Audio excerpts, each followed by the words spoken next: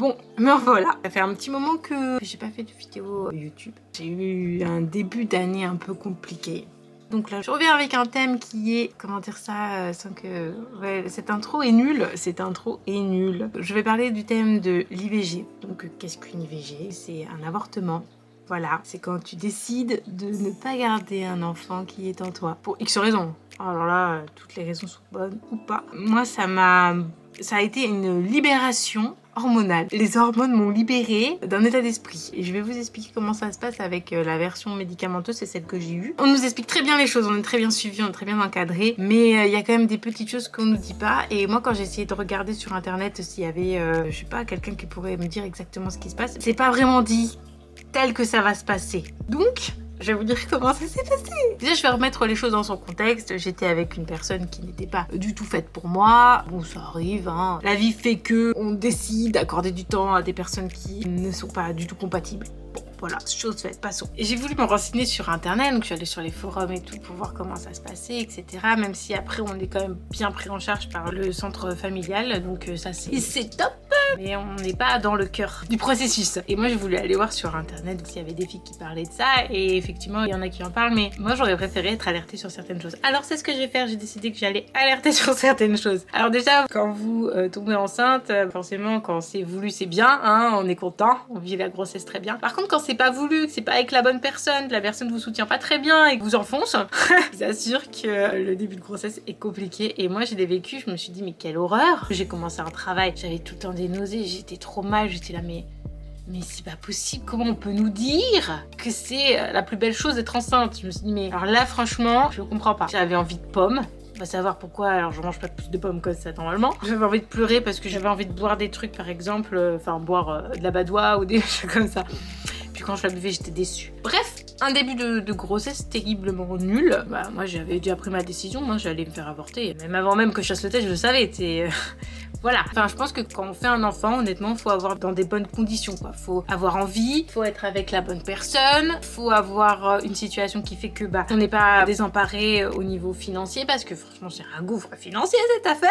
Donc non, je pense qu'il faut être préparé. Donc là, je l'étais pas forcément plus que ça. C'est Stella qui s'amuse à jouer sur le canapé. Ça suffit. Elle est trop mignonne. Je vous la montrerai après. Donc, non, je vous la montre maintenant. Ok, Stella, ok, go, Stella. Et bon, tu veux te montrer? Tu montres comment tu es belle. Oh, ma bibiche. C'est bon? T'as fait ta petite entrée, t'es contente? Allez. Allez, va vol de tes propres... Oh là là. Donc, je disais, donc après, on a rendez-vous au planning familial. Donc ça, c'est bien, elles sont super sympas, les filles. En plus, elles te prennent bien en charge, elles t'expliquent tout ce qui va se passer. Elles te demandent si tu veux un IVG médicamenteux. Donc là, c'est quand tu prends 2 médicaments, mais en fait non, il y en a 3. Et après, elle te demande si tu veux faire par aspiration. Ouais, c'est un terme chirurgical qui t'aspire. Donc tu te dis, si je peux ne pas faire une anesthésie générale, prendre un médicament et que ça parte, pourquoi pas. Donc j'ai choisi ça, puis j'étais prête dans ma tête, de toute façon il fallait que je le fasse, là j'en pouvais plus, il fallait que ça soit fait. Je prends rendez-vous, elle me donne mon petit médicament après m'avoir bien tout expliqué. Nickel, excusez-moi, c'est les voisins qui font du bruit. Non, c'est normal, ils vivent. Et donc du coup, qu'est-ce que je disais? Donc voilà, je prends mon petit médicament. Elle me dit qu'il se peut que j'ai des pertes parce qu'en fait, on prend le premier médicament et 2 jours après, on retourne soit à l'hôpital ou soit tu restes chez toi pour prendre l'autre médicament. Mais c'est mieux franchement d'être à l'hôpital. Moi, j'étais contente d'être à l'hôpital. Ah oui, c'est la fête. Voilà ce que ça fait d'avoir des gosses. Faut être préparé. Il me nique la vidéo, le gars. Il est pas gentil. Bon, donc j'en étais où moi? C'est bon, ça va calmer. Alors, donc 2 jours après, on vient pour prendre un médicament. Là, par contre, il faut être assisté. Donc, je reviens. Donc, ça s'est plutôt bien passé. Mes 2 jours, j'ai travaillé. Je commençais à avoir mal. Franchement, je commençais à saigner. Le jour avant d'aller à l'hôpital, je commençais vraiment à avoir mal. Là, j'étais pas bien. Et d'ailleurs, j'ai eu droit à des remarques comme quoi, oh, bah, c'est rien. C'est qu'un IVG, hein, ça va. Bah non, c'est rien. C'est juste une hémorragie de ton vagin. C'est super. Ça se fait super du bien. On adore. C'est très réjouissant. Psychologiquement, on le vit bien. C'est génial, hein. Bah ouais. Ouais, non. Les gens sont très cons. Hein. Bref, Ça c'est un aparté. Je vais donc là-bas, on me donne mon médicament, puis elle me dit bon bah bonne chance. Donc je prends le médicament et là une douleur mais incroyable, je vous assure, il n'y a pas de mots. On m'a dit que c'était comme si t'avais des règles, mais non, c'est pas du tout ça. Quand t'as tes règles, t'as mal, mais tu supportes. Franchement, j'ai cru que j'allais y passer. Hein. Je me suis dit c'est pas possible, je vais pas m'en remettre. Et puis là après, t'as des trucs qui se décrochent de toi, mais des trucs... Ouah, t'es pas prêt psychologiquement, tu sais que tu vas avoir du sang, que ça va être un petit peu épais, mais il t'attend pas. Il y a une sorte de placenta qui sort de toi. Tu le sens même pas passer, enfin je veux dire, ça sort juste de toi. Et t'as ça, et puis ça s'éclate par terre. J'étais aux toilettes, mais bon, vous imaginez bien que ça se passe jamais comme on nous le dit. Tu vas aux toilettes, t'as part dans les toilettes, non, bien sûr c'est tombé par terre. Tu vois ça, tu te dis, bon mais c'est gros, hein, c'était quand même comme ça. Il y en avait 2 en plus. On aurait dit des bouts de placenta dégueulasses, non mais affreux. Du coup j'appelle l'infirmière, je fais ma mère, parce que heureusement ma mère était avec moi et je lui dis, s'il vous plaît, la vie. Elle me dit non mais c'est normal, ça fait partie du processus. Ok, bon, mais tant que tu le vis pas, tu ne peux pas t'imaginer. Après du coup, donc elle t'a donné le 2e médicament là que tu prends, et puis après elle revient, elle dit bah finalement vous allez en prendre un 3e. Comment ça un 3e? C'était 2, pas 3? Et ben si, parce que ça fait partie du 2e médicament. Et là je me suis dit putain, mais si ça me fait la même chose, je vais pas survivre. Là tu prends conscience que tu vas prendre le médicament et que tout ce qui vient de se passer, tu vas le recommencer. Tu dis non, mais bon tu le fais quand même parce qu'au point t'en es, tu vas pas mi-parcours arrêter là, enfin il faut finir le truc quoi. Heureusement le 2e, moi il m'a pas fait si mal que ça, il a été plus lancinant, mais c'était supportable. Mais le premier, je vous assure, j'ai cru que j'allais crever. Et la douleur, elle est même pas explicable, elle est pas explicable. Pourtant j'en ai eu des douleurs, hein, j'ai de la fibrose, mais là, je serais incapable de vous la dire. Et en plus je me suis vomi dessus, hein. Ah ouais, mais attends, tellement c'était violent la douleur, je me suis vomi dessus. La honte, la honte. Voilà, donc j'ai vécu ça, donc après je me suis dit bon bah c'est fini.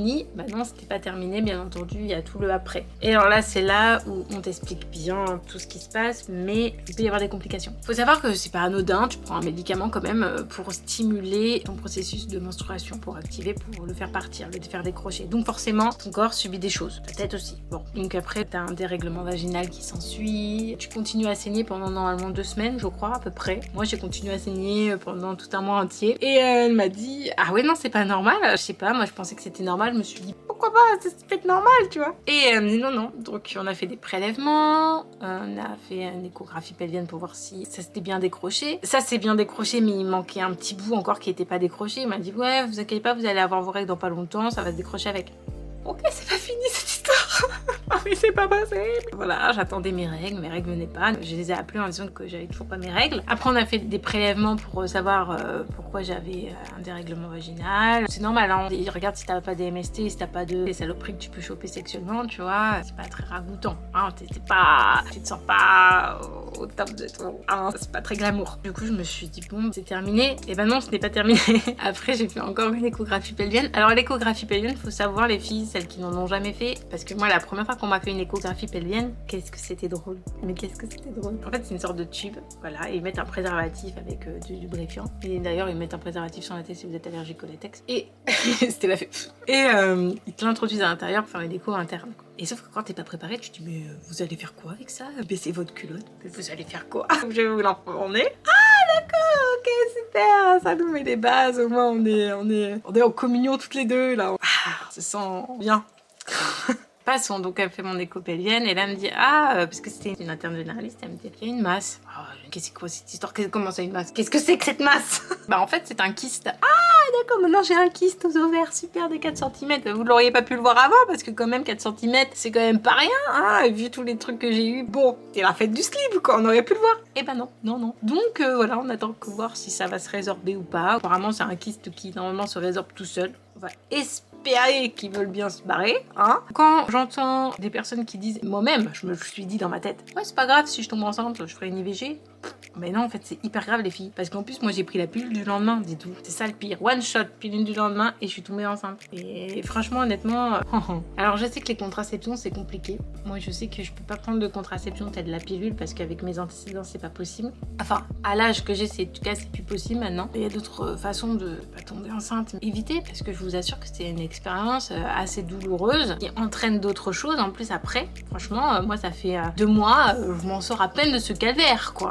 calvaire tous les jours. T'as peur que ça tombe dans ta culotte là, t'as des bouts qui tombent, ça ressemble à des bouts de cervelle, enfin c'est dégueulasse hein. Moi je me suis dit c'est juste pas le moment hein. Plus tard avec quelqu'un qui m'aimera pour ce que je suis et qui sera là pour moi. Donc voilà, c'était un choix personnel et il est propre à chacun de faire ce choix hein. Moi je n'étais pas apte à assumer ce genre de choses. J'ai déjà une magnifique petite chérie, un petit chachou trop mignon. J'ai déjà mes enfants hein. Ah oui, il faut savoir qu'après ça, ils font un bilan pour savoir quelle contraception vous allez adopter. Alors moi, très simple les gars, c'est abstinence. Je ne veux plus rien. Ça m'a dégoûté, je sais pas, ça m'a fait un profond dégoût cette histoire. Ouais, franchement, honnêtement, psychologiquement, ça fait des séquelles. Alors là, je pourrais pas vous en parler maintenant parce que je suis un petit peu en breakdown. Oh ma bûche, oh, elle veut être avec moi. C'est une petite vidéo girl. Tout ce que je pourrais vous dire en tout cas, c'est faites attention à vous, protégez-vous. Ne soyez pas laxiste parce que on peut bien sûr avorter, mais c'est vraiment une plaie, honnêtement. Et si vous pouvez faire autrement, faites-le, faites autrement. Hein, voilà. Bon, j'espère que cette expérience de vie vous aura bien dégoûté, que vous ferez un peu d'abstinence et que pour toutes celles qui ne savaient pas trop comment faire, quoi prendre comme décision, la seule décision c'est dans votre cœur. Vous savez ce qui est bon pour vous et vous savez ce qui n'est pas bon pour vous. Si vous avez des doutes déjà de base, c'est pas bon signe. Si vous avez des doutes de savoir comment va se passer l'avenir avec cette personne et avec en plus un bébé, le doute n'est plus abordable.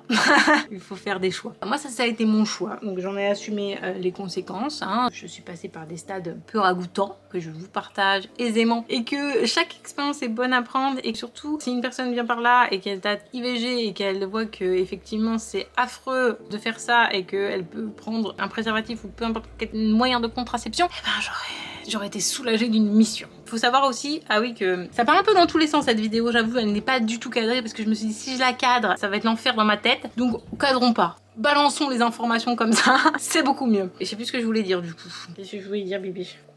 Peut-être que je ferai une vidéo un petit peu moins alambiquée sur la dépendance affective aussi parce que ça j'en ai eu pendant des années. Et là j'en suis à un stade où j'en ai plus. En tout cas plus amoureuse, ça c'est clair.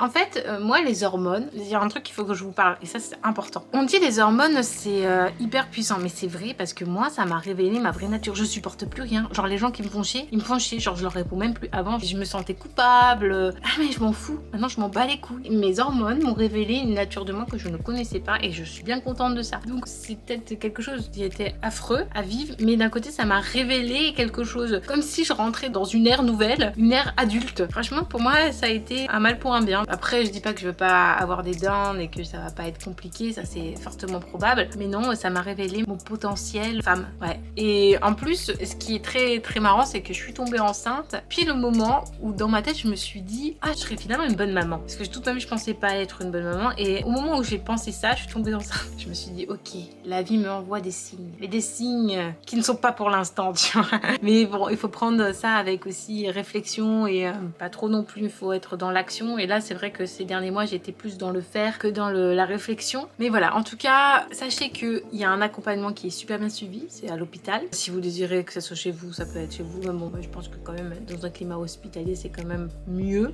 hein. Voilà on est plus encadré et puis après vous êtes suivi et le plus important c'est de se suivre après psychologiquement parce que ça peut pour certaines personnes encore faire d'autres dommages plus tard. Moi je sais que là ça m'a dégoûtée.